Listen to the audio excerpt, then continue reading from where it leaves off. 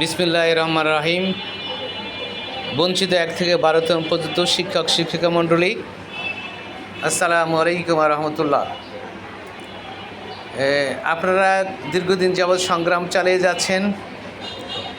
সংগ্রামের চালানোর সাথে সাথে আপনাদের সংগ্রামের একটা ফল পাওয়ার আপনারা উপযুক্ত, কিন্তু সেই ফল এখনও পাচ্ছেন না। তার মানে এই নয় যে আপনারা ফল পাবেন না। আপনারা সংগ্রামকে আরও বেগবান করুন, তীব্র থেকে তীব্রতর করুন, আরও কঠোর কর্মসূচি দেন, যেন এনটিআরসিএ এবং শিক্ষা মন্ত্রণালয়ের যারা উপদেষ্টা, সচিব, উপসচিব এবং বড় বড় কর্মকর্তা কর্মচারী রয়েছে, তারা যেন পালানোর সুযোগ না পায়।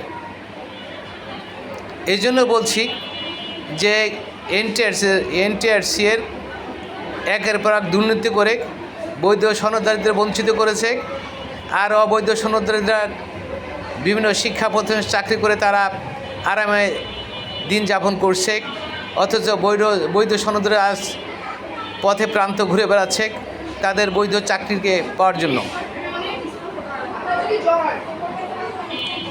সুপ্রিয় ভাইরা আমার,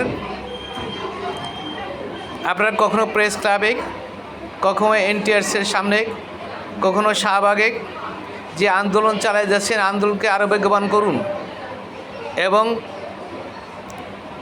সুপ্রিম কোর্টের হাইকোর্ট বিভাগ যে রায় দিয়েছে, 7 জন বিচারপতি সহ যে রায় দিয়েছিলেন, সেই রায়ের দিকে দৃষ্টি রাখুন এবং যত তাড়াতাড়ি কোর্টকে সেই রিভিউ পিটিশনকে সামনে আনা যায় এবং সেটাকে শুনানির মাধ্যমে যদি শেষ করা, সেটা সবচেয়ে উপযুক্ত এবং ভালো এবং কাঙ্ক্ষিত বলে মনে হয়।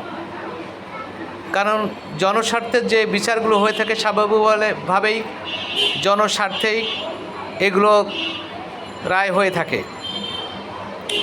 আমি তাই বলতে চাচ্ছি যে যেহেতু এনটিআরসিএ একের পর এক বিভিন্ন ধরনের অপবাদ দিয়ে আমাদের কাঙ্ক্ষিত অবশিক্ষক পেশা থেকে বঞ্চিত করেছে, তাই তাদের বিরুদ্ধে তুখর আন্দোলন গড়া ছাড়া আমাদের বিকল্প কোনো পথ নাই। আরও একটা কথা বলা প্রয়োজন যে 1 থেকে 5তম পর্যন্ত যে সকল নিবন্ধন, যখন নিবন্ধন ছিল তখন সেই নিবন্ধনধারীদের সনদের মেয়াদ ছিল 3 বছর, কিন্তু 6 থেকে 12তম পর্যন্ত এই নিবন্ধনধারীদের কোনো মেয়াদ ছিল না। এদের মেয়াদ ছিল আমরণ। যতক্ষণ পর্যন্ত না এরা চাকরি পায় ততক্ষণ পর্যন্ত তাদের এই সনদের মেয়াদ থাকবে। তাই আমি বলতে চাই, অদ্যাবধি আমাদের কোনো চাকরি হয়নি, আমাদের সনদের মেয়াদ এখনও রয়েছে। যে কয়দিন চাকরি করার সুযোগ আমরা পেয়ে থাকি, সেই কয়দিনের জন্য সুযোগ দেওয়ার জন্য আমি এনটিআরসিএ এবং শিক্ষা মন্ত্রণালয় এবং প্রধান উপদেষ্টার প্রতি বিনীত অনুরোধ জানাচ্ছি যেন আমরা আমাদের পেশায় ফিরতে পারি, আমাদের কাঙ্ক্ষিত যে পেশা, সেই পেশায় আমরা পদার্পণ করতে পারি, যাতে আমরা সুন্দর জীবনযাপন করতে পারি। সেই ব্যবস্থা করার জন্য আল্লাহর জন্য তাদের সহায়তা দান করেন। এই বলে আমার কথা শেষ করতে আমিন। আসসালামু আলাইকুম রহমতুল্লাহ।